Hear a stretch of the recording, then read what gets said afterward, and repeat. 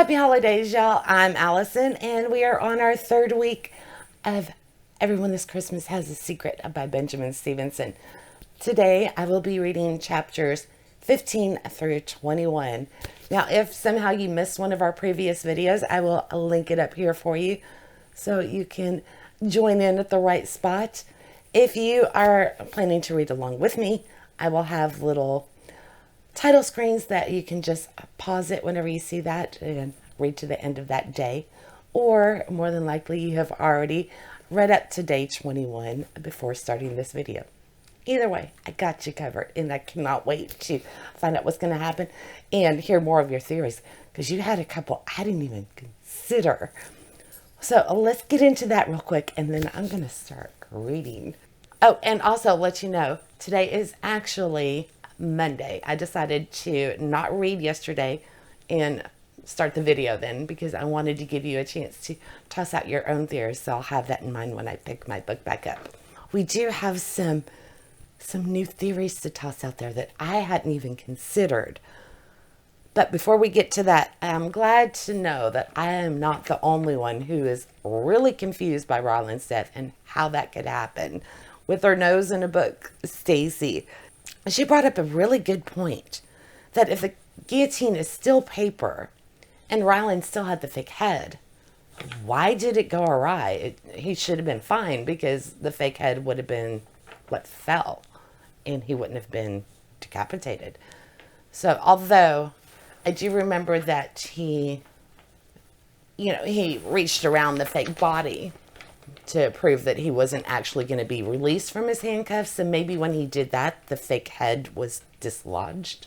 But there was no mention of that. And I think there would have been some mention if there had been a head rolling across the stage. So I don't know. There are tons of questions with Ryland's death. I hope we get some answers for that this week. I assume we will, but there's no telling. Amanda, and I don't think you were the only one, she didn't realize at first that Ryland actually died. It wasn't until the next chapter that she was like, oh, wait, that was true. He died. Because she thought, again, it was the fake head that fell on the stage. So she's wondering, though, did a second blade come up from below? That could be it. Because I still can't wrap my head around how paper could decapitate somebody. Because that would take a lot of force, right? And let's see how paper could do that. And I'm not the only one questioning this death, so I'm curious to see how Stevenson's going to spin this. Amanda did, however, guess that the first head that fell out of Ryland's door was a fake, and I fell for that one right away. And Jane Murray, she's just confused. She just wants to know, how does all of this tie back to Aaron? And I'm beginning to work up a little theory on that, but we'll get into that in a second.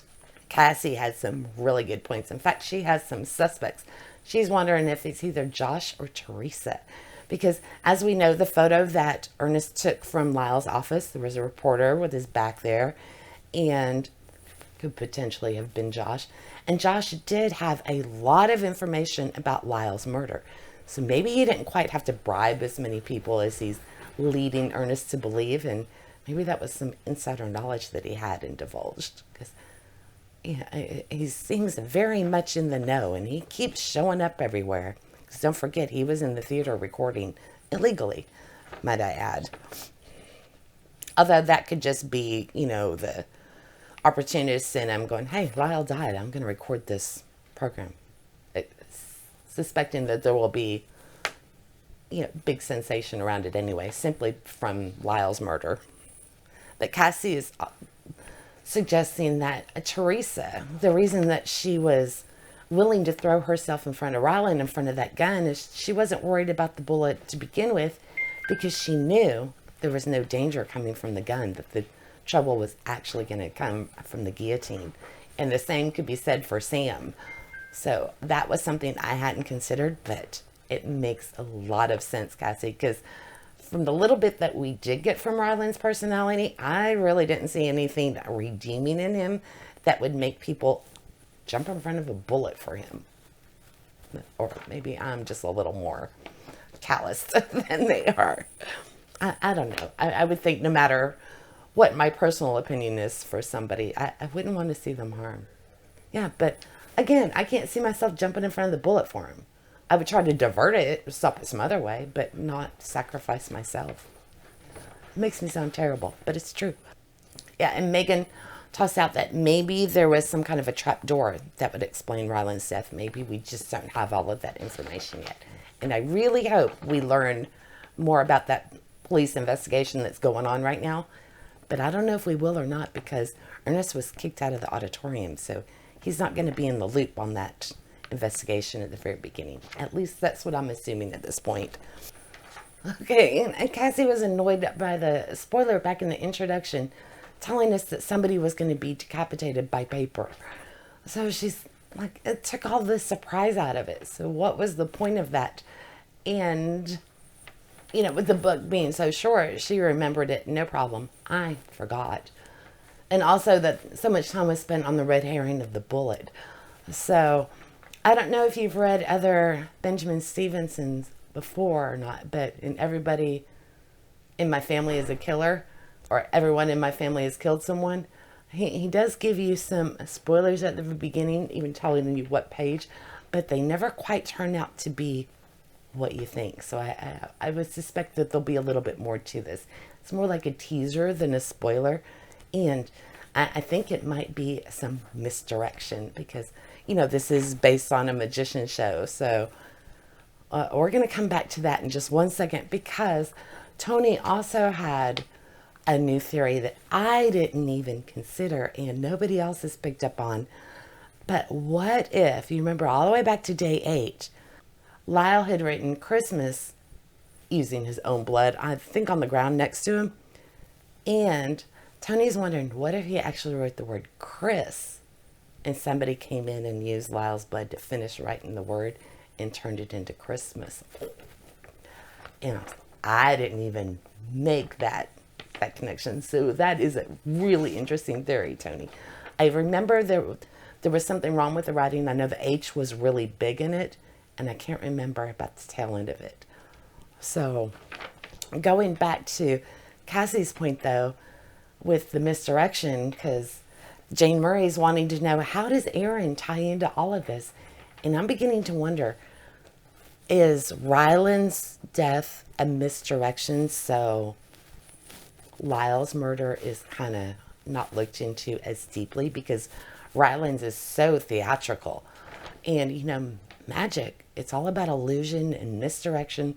So, you know, while everybody's looking over here at this one thing, there's actually something else completely different going on that they don't notice. So, you know, I have a feeling that we're probably being, yeah, I bet there's some magic going on with that. We are being misdirected. So let's go ahead and get into position and get started. I actually get to read 2 days today, chapters 15 and 16, because like I said, it is Monday the 16th. And I think what we're going to do is we're going to try and bounce around my house, give you a little bit of different backgrounds this week. At least that's the plan.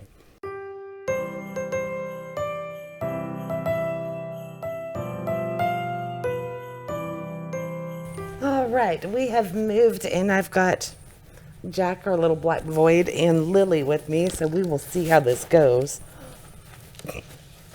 Hopefully he's not about to knock my drink over or anything like that. He's a little stinker. Okay, chapter 15, December 15th. Oh, that's right.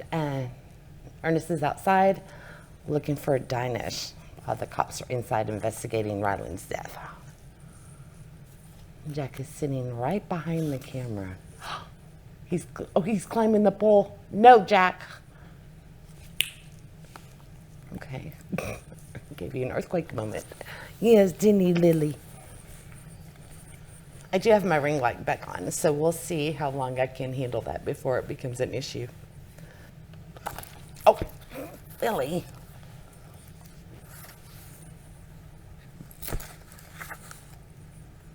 Oh, we've only got 2 pages.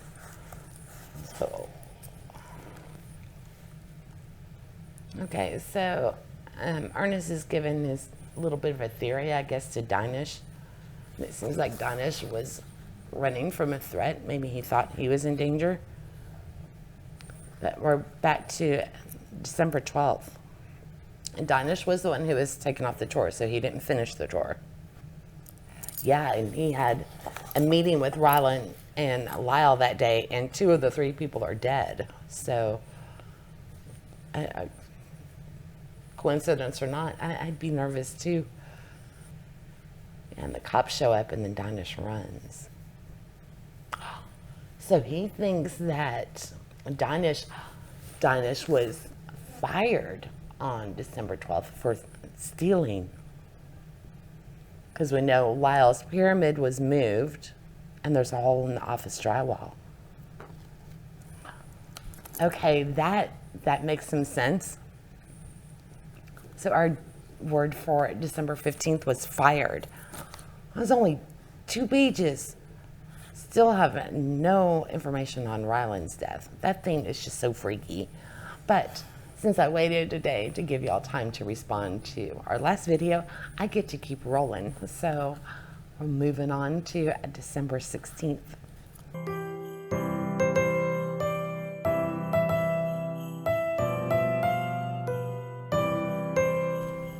And we're going to have a new gift. This one's to Sean Martin from Santa. And Sean was is he the lighting guy? I wish we had a cast of characters at the beginning to remind us of who is who, what their particular jobs are. But, oh well. Maybe we're not supposed to remember as easily as that.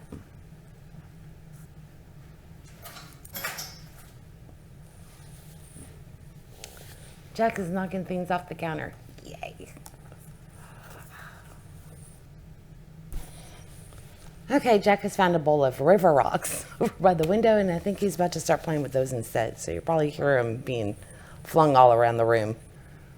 Okay, one thing I want to point out, since we're reading this a chapter a day, and we're on day 16 now, it's really easy to forget that this is all happening on the same day.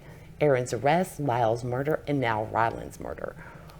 So it's been a very busy day, and I want to know how Josh got all of that information so quickly about about Lyle.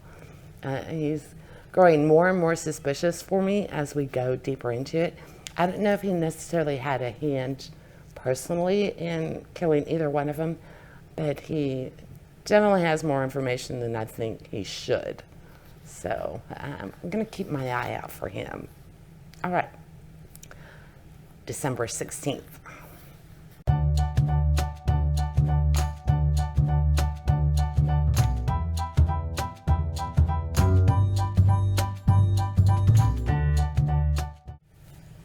Okay, so that big blue box that's mentioned, one of our door phrases, was Ryland's gift. So I wonder what's going to be in that box, in that present. I wonder if we'll ever find out. So it was confirmed that Danish was fired. Okay, he had stolen a ring from Ryland. Peridot, which is my birthstone. Okay, so Danish didn't even know what he was accused of stealing, if he's to be believed.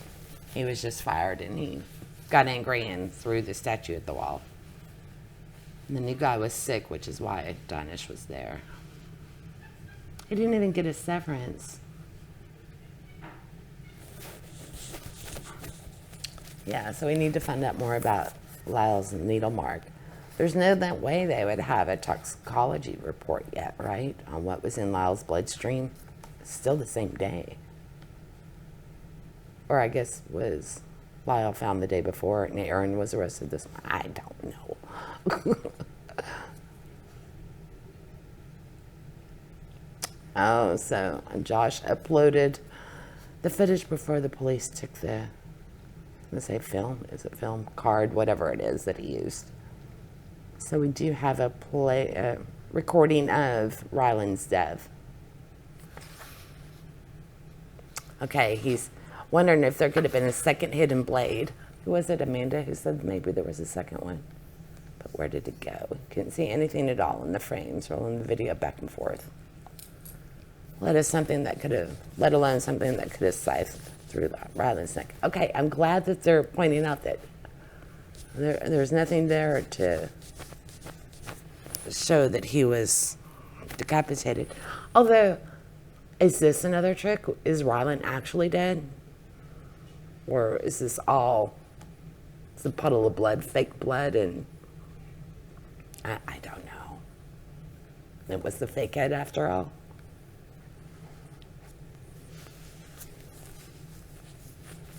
Yeah, 2 impossible murders. A woman covered in blood who doesn't remember how it got on her. And a man decapitated by a piece of paper. Yeah, he's saying that he had personally raised the very same blade to find it nothing but flimsy paper, easily torn in Sean's hands. Okay, could a real blade have been hidden by the paper and it sunk all the way through the guillotine? Wasn't there a gap below it? Because, you know, misdirection, magic trick. Maybe. But I at least like confirming that, no, this isn't plausible. Plausible, possible. Either way. Science isn't sciencing. Okay, Erin's thinking that she should be cleared since she couldn't have committed the other murder. So Erin's questioning, what if she actually did it? She called him not because she wanted him to prove her innocence. She hopes he does. She honestly doesn't know if she killed him or not, and that's what she wants you to find out. Am I a killer? Am I capable? He says, you aren't. I know you. And that's the problem, fighting back tears. How can you? I don't even know myself. Passion creates change. That's the 16th. So Erin is throwing suspicion on herself. She's not sure if she did it or not. How scary would that be? Waking up covered in blood like that and not knowing if you're the one who was responsible? I lost my bookmark. And that was the end of chapter 16. We didn't really get any answers on Ryland's death, although I really wasn't expecting any this quickly. But I do like that it was confirmed that it doesn't seem possible that he would die that way. So there's definitely something more to it, and I can't wait until we find out what it is. But unfortunately, it's going to have to be at least one more day. So I will be back tomorrow as we dive into chapter 17.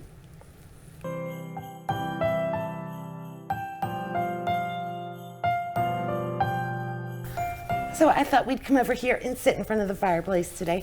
It's actually a Wednesday the 18th, so I have 2 days of reading to do because I didn't manage to pick up my camera yesterday. So how do you like my big tree that still doesn't have any ornaments? I don't know if it's going to happen this year. And the stockings that I've made, I haven't gotten to mine or my mom's yet. Maybe one of these years. I don't know. But, oh, we get to read more. Let's see. It's only been a couple of days, but I just can't get anything to stick with this book. I think because life's just been so crazy for us lately. Okay, talk to Erin. That's all I remember. I'm just going to dive back in and hopefully it'll come back to me. We'll see. Okay, I took it back. I had to go back. Erin, I remember, was questioning whether she did it or not. She has no idea. I still think she was drugged. Somebody spiked her hot cocoa. And was Lyle, you know his needle mark in his arm? Was he a user all along, kind of like being a hypocrite? Or was that part of how he died, that needle mark? Okay, so apparently Josh is sending toxicology reports for Erin and Lyle. So maybe I'll find out about that needle mark in his arm. And a list of items taken from the house as evidence. Okay, with hot chocolate, the cup. Oh, email was short. Both clean, a shame, would have been a story. So I guess her hot cocoa wasn't drugged. Dang. Yep, like he says, that was one theory squashed. Yeah, if he was clean, why did he have the needle mark in his arm? And I guess that means she wasn't drugged. At least they're back at Lyle's house. Okay, it's talking about the word Christmas that was written in Lyle's blood. Familiar, randomly sized letter. We've got a giant H and a stumpy T. Like a child's school poster project where you started the font size too energetically and ran out of room. Okay. Had to squeeze it all in there, or I ran out of ink. That's right, he still doesn't know the password for the computer either. So he's trying to figure out, why would you write the word Christmas? I still like, was it Amanda's theory that it was actually Chris and not Christmas? So he's trying to decide if the Post-it note is a clue. It is. And that was written in Lyle's handwriting. So maybe, Amanda, if it was you, it's onto something. It could be a clue that the handwriting is different to what's written with the blood. Although, I don't know how consistent your handwriting would be if you're dying and writing in your own blood. Although it might be sloppy, but it would still be your writing. Yeah, okay, so the toxicology report, just undetected on both forms, appeared a lot, and no sedatives. So how can you erase someone's memories? The hypnotist, Teresa. Did Teresa come over and actually hypnotize Aaron to do it? That's how maybe she wouldn't know. Depending on if they actually believe in hypnotism, I guess. Which kind of ties into how they're willing to get in front of Rylan. We were wondering if Sam and Teresa had insider knowledge to that. Or like he's saying, maybe she blocked it from her memory. But I like the hypnotism theory.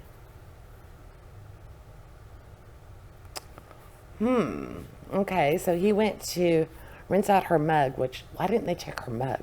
I guess the toxicology report. But she said that she did flick on the light in the bathroom, but it was busted. And when he looked up, it wasn't busted. It wasn't in the socket at all. So there was no light bulb up there, which is definitely odd. She said whenever she went to the bathroom in the night, she never turned on the bedroom light. So she didn't know whether Lyle was there in bed or not when she got up. And there was no blood on the light switch in the bedroom. So it means one thing. Erin's hand did not have blood on them when she went to the bathroom. Okay, good to know. I like that reference back to the first book. She's a former Cunningham. Everyone in my family has killed someone. If she had done this, why hadn't she done a better job of getting away with it? Sorry, I think that was funny. So our little phrase for the 17th is bread plus milk. I wonder if it does come back to handwriting and hypnotism. Okay, thanks to my procrastinating, I get to move right on to chapter 18, which is today's Wednesday. Christmas is in 1 week. I'm so behind the ball.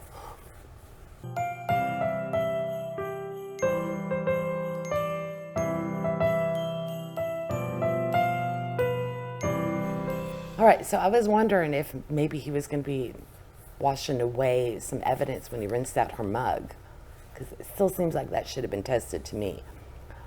But he did notice some overlooked evidence down in the kitchen. It was a teeny tiny sliver of glass. At least I assume it's a sliver. You know, light will catch it just right. Small piece of glass, delicate and thin. So possibly it came from a syringe, because it is really thin. Too thin for a regular glass. We checked the inventory report, and nothing collected was made of glass, broken or whole. So it had been missed by forensics. Like he's saying, if they left everything out, so why clean up a broken wine glass if it was a wine glass? Oh, it looks like we are jumping back to the theater parking lot because he's talking about all of the kidnapper vans that are there. Panel vans. Okay, so he's sneaking back into the theater, into Lyle's office, and I missed it. Looks like all of the press is there and everything in the coroner's van.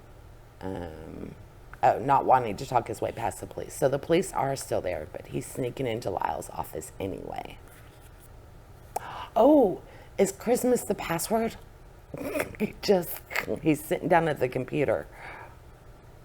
Oh, passion creates change. Is that his password? Yep, and he was in. And then Lyle's office clicked open and Christopher Sleet walked in.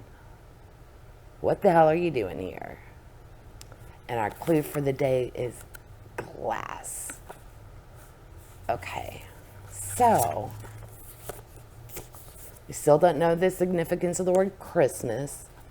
It looks like they weren't drugged, but he did find a little sliver of glass in the kitchen, which wouldn't have been too far from where Lyle's body was. We know that Erin didn't touch the light switch with her bloody hands. And that one we know because even though she did try to turn on one light and there was no blood on that. So I'm still at a loss. But her being hypnotized by Teresa would explain why she doesn't remember things. And how the two are linked, we don't know yet. So just more and more questions. Ugh. I want something I can really sink my teeth into. And we've got less than a week now, because 1 week from today is Christmas. It's just, I feel like I've been cheated out of the holiday this year. But, it is what it is. So I'm going to leave it here, and we will bounce to somewhere else in my house tomorrow when I come back for chapter 19, day 19. So I'll see you tomorrow. Oh, and by the way, it looks like my channel hit 1,000 subscribers today. Crazy. It finally got there. It's only taken me, I think, like 7 years. But that's okay. Question is, will it stick? I'll probably lose some and bounce right around that number for a little bit, but we'll see what happens. So thank you for those of you who have subscribed. I appreciate each and every one of you. Okay, I'll see you tomorrow.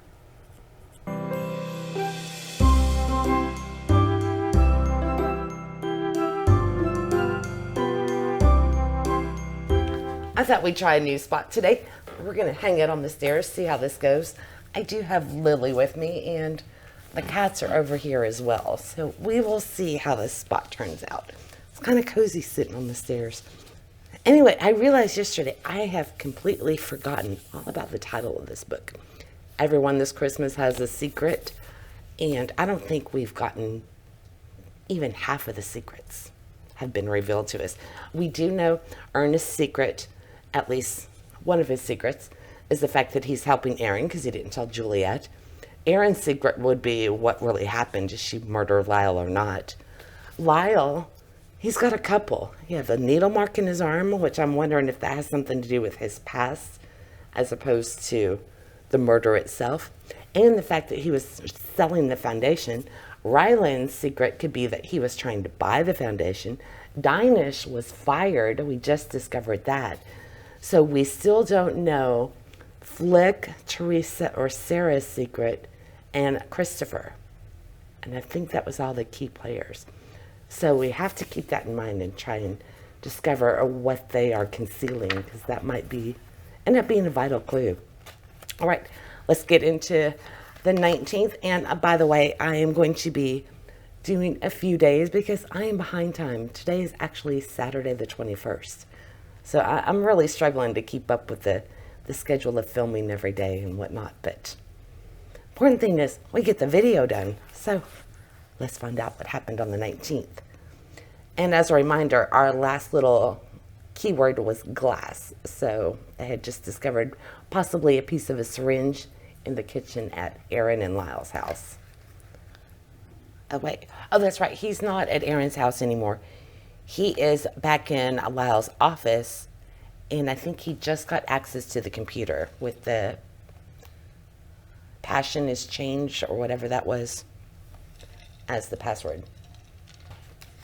Apparently, Christopher just walked in on Lyle right after he backed away from or maybe while he was sitting at the computer.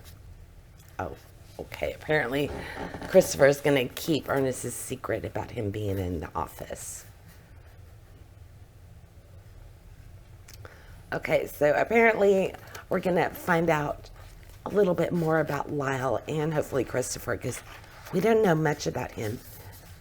And what if that's actually what Lyle had written in his own blood on the floor? Chris, not Christmas.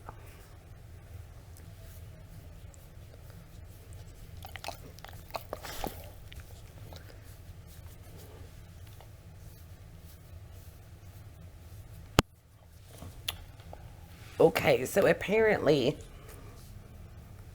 there's going to be some significance to the fact that Comic Sans was the font used for the email in Lyle's computer about selling the foundation and the land and everything. And he does have a really good point. And everybody is saying that Lyle is just a saint and whatnot, but if he was so good, why would somebody try to kill him? Or why would somebody kill him? So I really want to know more about Chris. And Lily is not going to let me hold my book with two hands. She's going to push me off the steps.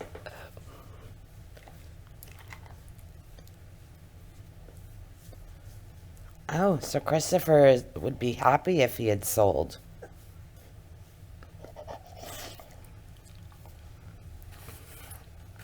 Oh, okay. The email is saying it's just the land that they're selling. Pierce keeps the foundation name, $17 million. Ryland's team gets state-of-the-art theaters across the country and prime real estate. Sounds great to me. Flick's the one who's against it. So maybe there's some motive with Flick being against the sale. Which also, I guess that wasn't Lyle's secret, because Christopher knew that he was considering selling. And that Flick knew and Ryland knew, so the only one that was a secret to was us. Oh, so maybe Lyle was losing faith in his foundation. Because Danish, I guess, was being accused of stealing. And I guess Sam is... Flick didn't want Sam to know what the passcode was. I guess maybe she's had trouble staying on the clean and narrow path. Also sounds like Pierce was upset with Ryland for having substances around his graduates again, which we know that he was drinking the day of the show. And that was referring to they're listening to the voice notes, and that was December 10th. So there was no voicemail for the 21st, which was the day he died. And Ernest suspects that Lyle went to the office that morning. Early morning, like right after midnight or something. Oh, he decided to sell. And this was on the 20th in the afternoon. But he thinks his foundation has a rotten core. So he decided to sell. And then he called to report an upcoming murder, which might have been Ryland's. Okay, so our little words for the day was Comic Sans, referring to the type font. So apparently, Christopher's saying that there's no way Lyle would have done drugs. That needle mark on his arm. Maybe he donated blood or something. Was Lyle dying? But he was murdered, not. Anyway, maybe his own brother had a drug issue. It did reference Lyle's brother, but didn't get into it. So apparently there's no way he would have been a druggie. And I don't feel like I really learned anything from that conversation with Christopher. I have no idea who could have done it. I'm completely, I don't know, is it Flick? She was against the sale. She steps into Lyle's shoes, being the new head honcho of the foundation now that he's gone, at least for now. I don't know. But let's go right into the 20th, which would have been a Friday.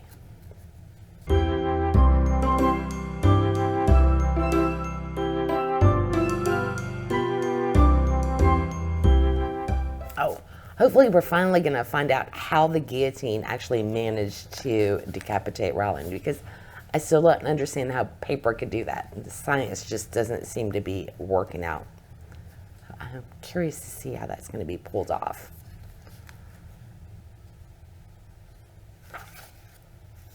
So there was a page missing from Sean's notebook with the schematics for the tricks and everything.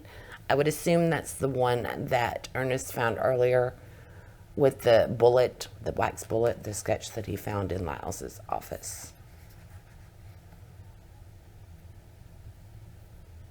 Oh, that's right. And Ryland was also doing cocaine. It wasn't just the wine.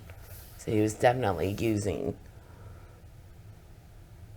which was against Lyle's policies and whatnot, to put it mildly.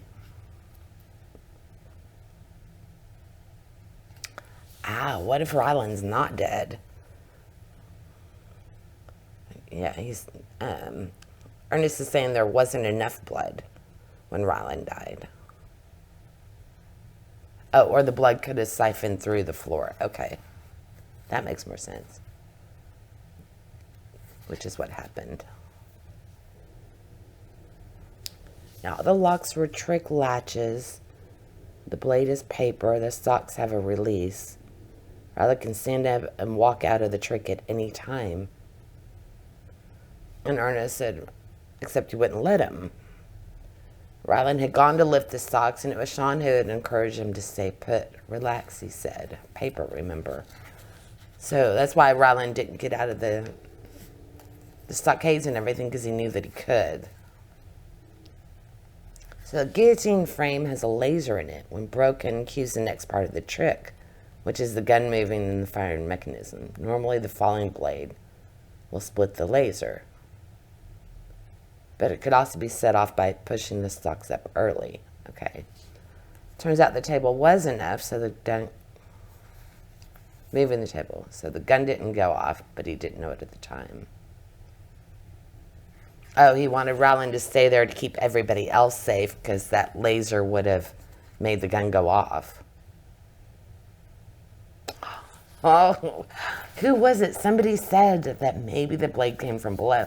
Yeah, if there's a trap door, it's obviously that Rowland's head wasn't cut off by a piece of paper, because it's impossible.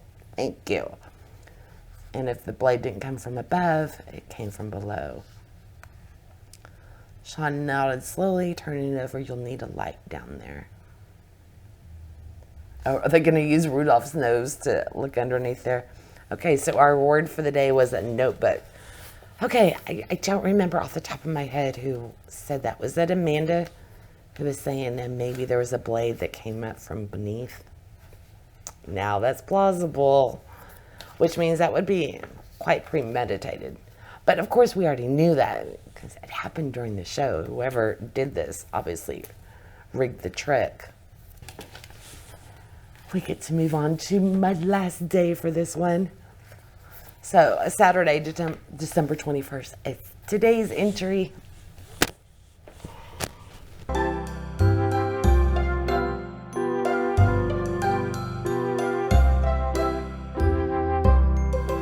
Hopefully we'll find out once and for all about the guillotine before the week ends. At least actually, is he wearing the red nose? That's funny. There's a jagged piece of glass underneath the stage too. Oh, but it was thicker than the glass they found it in Lyle's kitchen. Darn it. Oh, was a broken mirror used? You mount a piece of glass behind the paper blade. It would be basically invisible when wheeling the trick out. even if you looked at the trap from behind.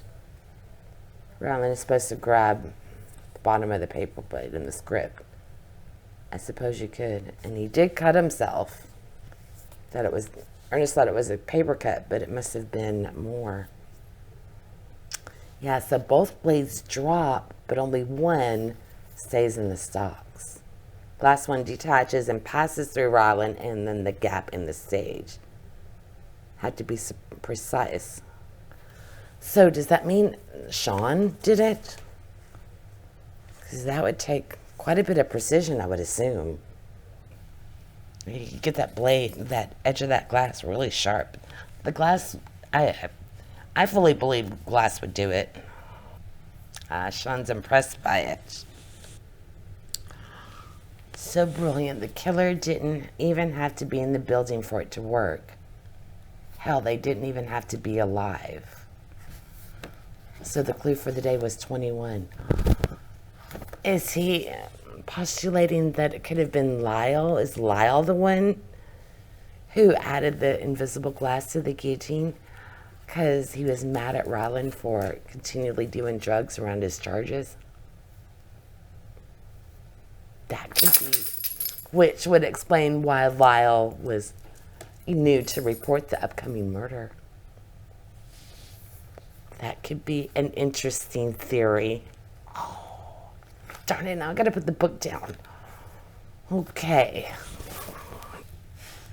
I don't know. I'm very intrigued now. It's really starting to pick up for me. I've been having a hard time sinking my teeth into it just because it's so start and stop. More so than normal because we have such itty bitty short chapters. And speaking of chapters, next week originally I was gonna put up the video on Christmas Eve or Christmas Day if I can manage it, because I thought the last chapter was on the 24th because it said that's when we would learn who the killer was, and that's typically when most Advent calendars stop, or maybe even the 25th. But I looked last night and it looks like December 26th is our last chapter, and then there's a little epilogue, which I'll just group with the 26th. So I think what I'm going to do is put up the video. I'm going to aim for the 27th.